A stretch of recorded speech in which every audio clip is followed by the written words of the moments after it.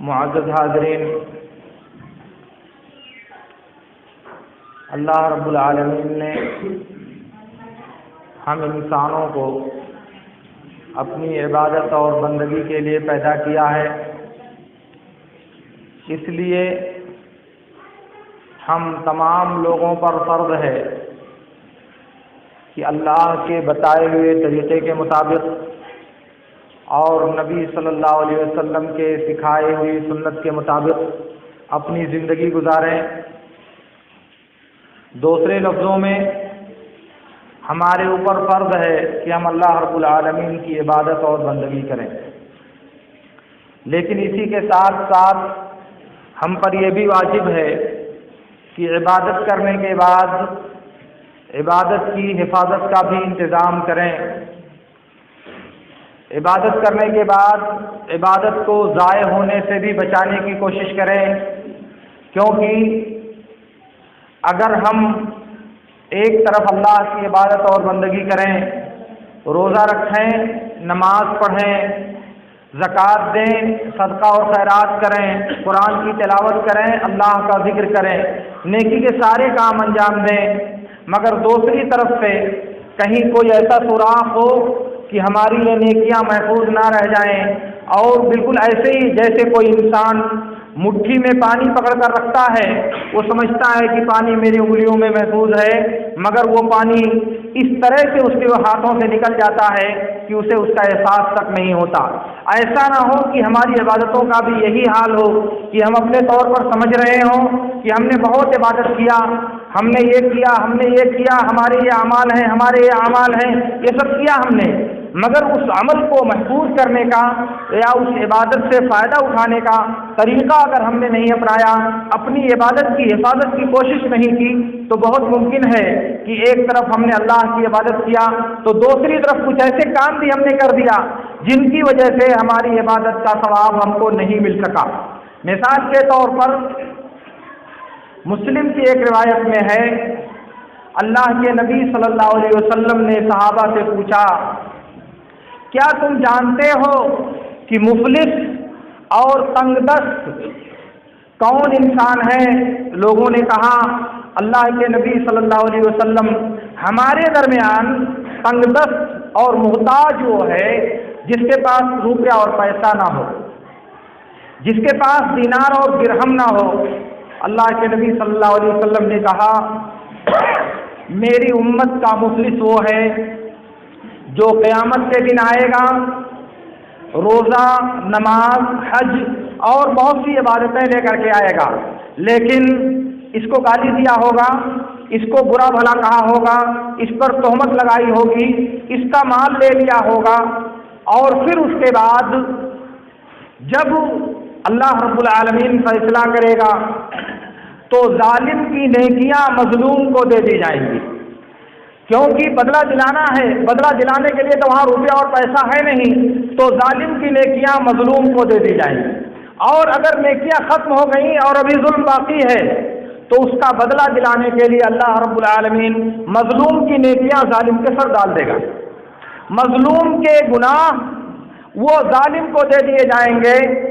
اور پھر اس طرح سے اللہ رب العالمین دنیا میں کیے گئے ظلم کا بدلہ دلائے گا۔ اب سوچیں تھوڑی دیر میرے ساتھ، نماز پڑھی تھی دنیا میں ہم نے، قیام اللیل کیا تھا دنیا میں ہم نے، تہجد کی پابندی کی تھی ہم نے، روزہ رکھنے کا اہتمام کیا تھا، سنن اور نوافل کے ساتھ ساتھ فرائض سب ہم نے ادا کیے تھے، اور پھر جب ہم میدان محشر میں آئے تو ہمارے پاس نیکیوں کا پہاڑ تھا، بہت ساری ڈھیر ساری نیکیاں لے کر کے آئے تھے، مگر دنیا میں غفلت میں، لاشعوری میں، نہ جانتے یا جان بوجھ کر کے ہم نے ایسی حرکت کیا، اس کو گالی دیا، اس کو برا بھلا کہا، اس کا مذاق اڑایا، اس کی بے آبروئی کی، اس کو نشانے تضحیک بنایا، اس کو رسوا کرنے کی کوشش کیا۔ اللہ رب العالمین نے قدرت دیا تھا، اپنی قدرت کی وجہ سے اپنے زیر دستوں کو اپنی قوت کا نشانہ بنایا، اپنے نفس کی تسکین کے لیے دوسروں کو رسوا کرنے میں فخر محسوس کیا، سماج میں اپنی ناک کو اونچا کرنے کے لیے دوسروں کو بے عزت کرنے میں کوئی حرج محسوس نہیں کیا۔ ختم ہو گئی بات، دنیا میں آپ کی بات کا کوئی جواب نہیں دے سکتا کیونکہ آپ بہت بڑے اقتدار والے ہو. دنیا میں آپ کی بات کا رد کوئی نہیں کر سکتا کیونکہ آپ کو اللہ رب العالمین نے قوت عطا کیا ہے. مگر جب آپ میدان محشر میں رب العالمین کے سامنے آئے تو آپ کے پاس کیا بچا؟ آپ کی عقل، آپ کی تعلیم، آپ کا بڑکپن اور آپ کی یہ جاہ و عظمت اور آپ کی یہ خاندانی سطوت کس معنی کی ہے؟ کیا یہ لوگ آپ کو بچانے وہاں آئیں گے؟ بخاری کی روایت میں ہے اللہ کے رسول صلی اللہ علیہ وسلم نے ارشاد فرمایا من کان لہ علی اخیہ مظلمۃ من عرض او غیرہ فلیتحللہ قبل یوم القیامۃ یوم لا درہم ولا دینار ولکن الحسنات والسیئات. کہا کہ اگر کسی انسان کا کسی دوسرے انسان پر دنیا میں کوئی حق ہو، آبرو سے متعلق ہو یا کسی اور چیز سے متعلق ہو، تو دنیا ہی میں اس کو حلال کر لے قیامت کے دن سے پہلے، جہاں نہ روپیہ ہوگا اور جہاں نہ پیسہ ہوگا. لیکن نیکیوں اور برائیوں کا تبادلہ کیا جائے گا. نیکیاں اور برائیاں انسان کے پاس وہاں ہوں گی اور ان کے تبادلے کی صورت یہی ہے کہ جب اللہ رب العالمین میزان عدل قائم کرے گا تو ظالم کی نیکیاں، دنیا میں بہت بڑا عابد اور زاہد تھا، اس کی نیکیاں مظلوم کو دے دی جائیں گی، اس بے کس انسان کو دے دی جائیں گی جس کا دنیا میں کوئی پرسان حال نہیں تھا. پھر بھی اگر حقوق ختم نہیں ہوئے، ظلم کا سلسلہ ختم نہیں ہوا، تو مظلوم کے گناہ، مظلوم کی برائیاں ظالم کے سر لاد دی جائیں گی. اس وقت خسرت دنیا والآخرہ، دنیا اور آخرت دونوں کی تباہی کا جو منظر ہوگا، اگر تھوڑی دیر کمرے میں بیٹھ کر آپ ایک مرتبہ سوچیں تو مجھے نہیں لگتا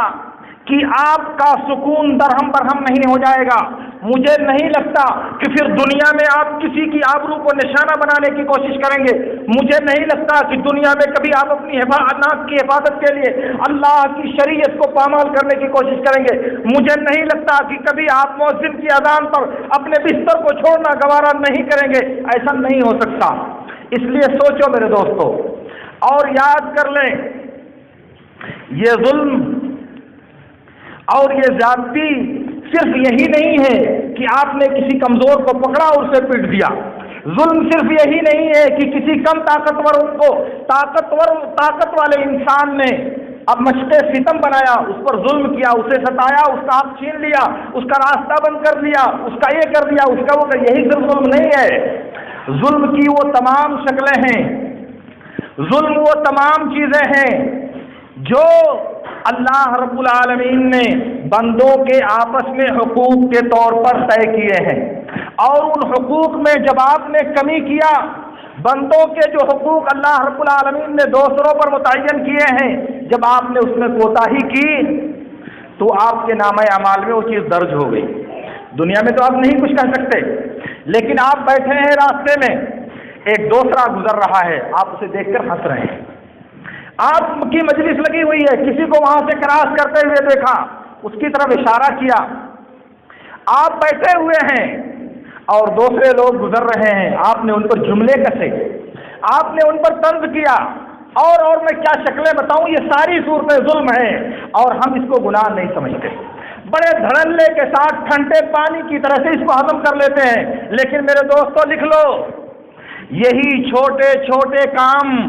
یہ چھوٹی چھوٹی حرکتیں اور یہ معمولی قسم کے گناہ جنہیں آپ کوئی اہمیت نہیں دیتے، یہ آپ کے نامہ اعمال کو جب بھر دیں گی تو قیامت کے دن جب آپ آئیں گے تو آپ کی نیکیوں کا ترازو جھک جائے گا، آپ کی نیکیوں کا ترازو اوپر ہو جائے گا اور گناہوں کا ترازو نیچے ہو جائے گا. اسی لیے میرے نبی نے کہا تھا ایاکم ومحقرات الذنوب فإنہن لا یضلن بالمرء حتی یہلکنہ. کہا کہ چھوٹے چھوٹے گناہوں کو حقیر مت سمجھو، چھوٹے چھوٹے گناہوں سے اپنے آپ کو بچاؤ، کیونکہ یہ گناہ انسان کے ساتھ برابر لگے رہتے ہیں یہاں تک کہ انسان کو ہلاک اور برباد کر دیتے ہیں، انسان کو تباہ کر دیتے ہیں. اس لیے میرے دوستو میں کہنا یہ چاہ رہا تھا کہ جس طرح ہم پر یہ بات فرض ہے کہ ہم اللہ رب العالمین کی بندگی کریں،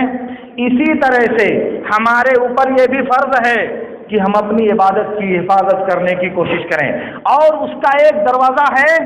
اپنے آپ کو ظلم کی تمام شکلوں سے، ظلم کی تمام صورتوں سے اپنے آپ کو بچانے کی کوشش کرنا، کیونکہ اس ظلم کی موجودگی میں، دوسرے لفظوں میں حقوق العباد کے اندر کوتاہی کرنے نے جب آپ قیامت کے دن آئیں گے تو یہ آپ کی نیکیاں برباد کر دینے کا سبب ہوگا، آپ کی نیکیوں کا اجر اور ان کا ثمرہ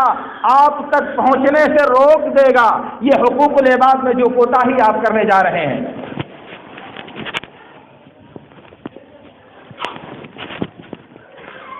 میرے دوستو،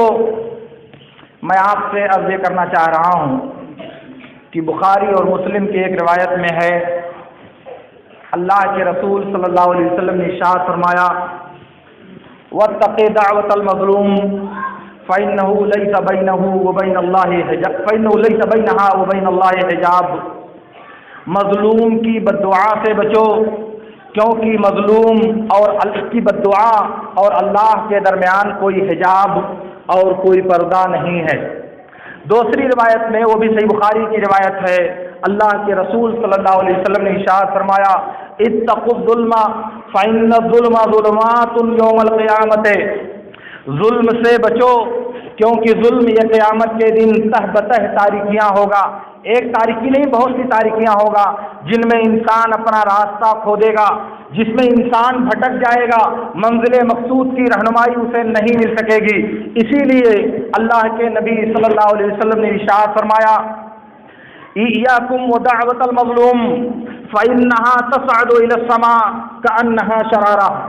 کہا کہ تم مظلوم کی بددعا سے بچو کیونکہ یہ آسمان پر بالکل چنگاری کی طرح سے اٹھ کر کے جاتی ہے، جیسے چنگاری آگ سے اڑتی ہوئی اوپر جاتی ہے، ایسے ہی مظلوم کی بددعا تیزی کے ساتھ اوپر اٹھ کر اللہ رب العالمین کے پاس جاتی ہے۔ ایک دوسری روایت میں اللہ کے نبی صلی اللہ علیہ وسلم نے ارشاد فرمایا، اتقوا دعوة المظلوم وإن كان من فاجر ففجوره على نفسه، سنو میرے دوستو، اللہ کے نبی صلی اللہ علیہ وسلم نے فرمایا، مظلوم کی بددعا سے بچو، اگرچہ کہ مظلوم فاسق اور فاجر ہو، اگرچہ کہ مظلوم بدکار اور خطا کار ہو، کیونکہ اس کا گناہ اور اس کی بدکاری اس کے نفس کے اوپر ہوگی، مگر اس کی مظلومیت کی جو بددعا ہے وہ اللہ رب العالمین سنتا ہے۔ ایک دوسری روایت میں اللہ کے نبی صلی اللہ علیہ وسلم نے فرمایا، اتقوا دعوۃ المظلوم، اتقوا دعوۃ المظلوم ولو کان من کافر، کہا کہ مظلوم کی بددعا سے بچو اگرچہ کہ کافر کی بددعا ہو، اگرچہ کہ یہ کافر کی بددعا ہو، یعنی بددعا اگر مظلوم آدمی کی ہے تو اللہ رب العالمین کے پاس پہنچتی ہے۔ اسی لیے اللہ کے نبی صلی اللہ علیہ وسلم نے ارشاد فرمایا، اتقوا دعوۃ المظلوم فإنها تحمل على الغمام ويقول الله تعالى بعزتي وجلالي لأنصرنك ولو بعد حين، کہا مظلوم کی بددعا سے بچو کیونکہ وہ بدلیوں پر لاد کر اللہ کے پاس پہنچائی جاتی ہے، اور اللہ تعالیٰ کہتا ہے کہ میرے عزت و جلال کی قسم میں تمہاری مدد ضرور کروں گا، اگرچہ کہ کچھ وقت کے بعد، اگرچہ کہ کچھ تاخیر سے ہو، مگر میں تمہاری مدد ضرور کروں گا۔ اللہ کے نبی صلی اللہ علیہ وسلم نے ان احادیث کے اندر ہم کو اس بات پر متنبہ کیا ہے کہ ہمیں ظلم کی تمام شکلوں سے اپنے آپ کو بچانا چاہیے، اپنے آپ کو ظلم کرنے سے ہمیں روکنا چاہیے، اور دوسرے نمبر پر اس بات پر متنبہ کیا ہے کہ مظلوم آدمی اپنے ظلم کا رونا جب رب العالمین سے روتا ہے، مظلوم آدمی جب اپنے ظلم اور مجبوری کی شکایت اللہ تعالیٰ سے کرتا ہے تو اللہ تعالیٰ اسے ضرور سنتا ہے۔ اسی لیے اللہ کے نبی صلی اللہ علیہ وسلم نے فرمایا، ثلاث دعوات مستجابات لا شک فیہن، اسی میں سے دعوت المظلوم، 3 دعائیں قبول کر لی جاتی ہیں، اس میں کوئی شک نہیں ہے، یقینی طور سے ان دعاؤں کو یا ان بددعاؤں کو اللہ رب العالمین قبول کرتا ہے۔ ان میں سے ایک ہے مظلوم کی بددعا، اس کو اللہ رب العالمین ضرور قبول کرتا ہے۔ اس کا مطلب یہ ہوا کہ دنیا میں اگر ان مظلوم نے بددعا کیا تو اللہ تعالیٰ تو اسے سنے گا، وہ فریاد رسی کرے گا، وہ ایک الگ مسئلہ ہے، مگر اسی کے ساتھ ساتھ ہمارے نام اعمال میں یہ جو گناہ درج ہوگا، ہمارے نام اعمال میں یہ جو ظلم درج ہوگا، یہ قیامت کے دن جب ہم نام اعمال لے کر کے حاضر ہوں گے تو یہی ظلم ہمیں نیکیوں سے فائدہ اٹھانے سے محروم کر دے گا، یہی ظلم ہمیں ہماری نیکیوں کو ہم تک پہنچنے نہیں دے گا، اس کا ثمرہ اور اس کا پھل ہم تک نہیں پہنچنے دے گا۔ کیوں؟ اس لیے کہ دنیا میں ہم نے وہ کام کیا تھا جس سے اللہ رب العالمین نے ہم کو منع کیا تھا، اللہ رب العالمین نے جسے ہمارے لیے ناجائز قرار دیا تھا۔ اسی لیے میرے دوستو، میں آپ سے کہنا یہ چاہتا ہوں کہ زندگی میں کسی چیز کو حقیر اور معمولی سمجھنے کا جرم مت کیجیے۔ یہ چھوٹی چھوٹی چیزیں جن کو ہم ہلکا سمجھتے ہیں، جن کو ہم معمولی سمجھتے ہیں، یہ اللہ کے نامہ اعمال میں جمع ہو کر کے بہت بڑی بن جاتی ہیں۔ آپ سوچیں میرے دوستو، ہم 60 سال 50 سال 70 سال 80 سال زندگی گزارتے ہیں، کبھی اس کو کچھ کہہ دیا، کبھی اس سے جھگڑا ہو گیا، کبھی اس سے گالی گلوچ ہو گیا، زندگی 60 سال 70 سال کی چلی گئی۔ اگر ایک دن میں ایک آدمی سے ہمارا جھگڑا ہوا، ایک آدمی کو ہم نے گالی گلوچ دیا اور اس طرح ہماری عمر 70 سال گئی تو کتنے گناہ ہمارے نام اعمال میں جمع ہوں گے؟ یاد ہے کسی کو؟ سوچا کبھی کسی نے؟ کسی کو یاد نہیں، کسی کو یاد نہیں کہ کتنے نام اعمال ہمارے بیکار ہو رہے ہیں۔ اور جب رب کے سامنے حاضر ہو کر سب دیکھے گا، کہے گا ما لہذا الکتاب لا یغادر صغیرۃ ولا کبیرۃ الا احصاھا۔ عجیب بات ہے، کون سا نام اعمال ہے؟ نہ چھوٹے گناہ کو چھوڑتا ہے، نہ بڑے گناہ کو چھوڑتا ہے، سب کو سامنے کر دیتا ہے، سارے گناہوں کو لکھ کر کے دکھا رہا ہے۔ کون سا یہ دفتر ہے اور کون سا یہ رجسٹر ہے، کوئی چیز فوت نہیں ہو پاتی۔ ہم بھول گئے، یاد نہیں ہے، ہم کو معلوم نہیں ہے، بالکل نہیں معلوم، لیکن فرشتے نہیں بھولتے، میرے رب کے کرامن کاتبین اس کا ریکارڈ رکھتے ہیں۔ اللہ رب العالمین کے علم سے کبھی کوئی ذرہ اوجھل نہیں ہوتا۔ اب بتاؤ کیا کریں گے ہم؟ کیا کریں گے ہم؟ دنیا میں ہمارے لوگ کہتے ہیں کہ ہم کون گناہ کرتے ہیں، ہم کوئی گناہ نہیں کرتے، ہم کوئی گناہ نہیں کرتے، ہم بہت نیکی کا کام کرتے ہیں، اور یہی سب سے بڑا گناہ ہے، اور یہی ایک عظیم گناہ ہے کہ انسان خود کو فرشتہ سمجھتا ہے، خود کو اللہ رسیدہ تصور کرتا ہے اور دوسروں پر اللہ کی پناہ۔ میں کہنا یہ چاہ رہا تھا میرے دوستو، ایک بار آپ سوچو اور ایک بار غور کرو کہ دنیا میں جو انسان فسق و فجور کے راستے پر چلتا ہے، سرکشی اور نافرمانی کا راستہ اپناتا ہے، گناہ کے دلدل میں اپنے آپ کو پھنسا لیتا ہے، وہ تو سمجھ میں آتا ہے کہ وہ مجرم ہے، وہ خود خوف زدہ اللہ تعالیٰ کے عذاب سے، وہ ڈرتا ہے کہ اللہ تعالیٰ میرے گناہ پر میری گرفت نہ کر لے۔ لیکن ہم نے تو عبادت کی اللہ تعالیٰ کی، ہم تو صالح اور نیکوکار ہو کر کے زندگی گزارتے ہیں، ہم نے اللہ رب العالمین کی بندگی میں اپنی زندگی وقف کر دیا ہے، لیکن اس کے باوجود جب ہم میدان محشر میں آئیں تو ان ساری عبادتوں کا کوئی ثواب ہم کو نہ مل سکے، ان ساری بندگیوں کا کوئی ثمرہ ہم کو نہ مل سکے، بتائیے ہم سے زیادہ محروم کون انسان ہوگا؟ ہم سے زیادہ محروم کون شخص ہوگا اس دنیا میں؟ اس لیے میرے دوستو، اس بات کو دل میں بیٹھائیے، اس بات کو دل میں پیوست کیجیے کہ جسے دنیا میں ہم معمولی سمجھتے ہیں،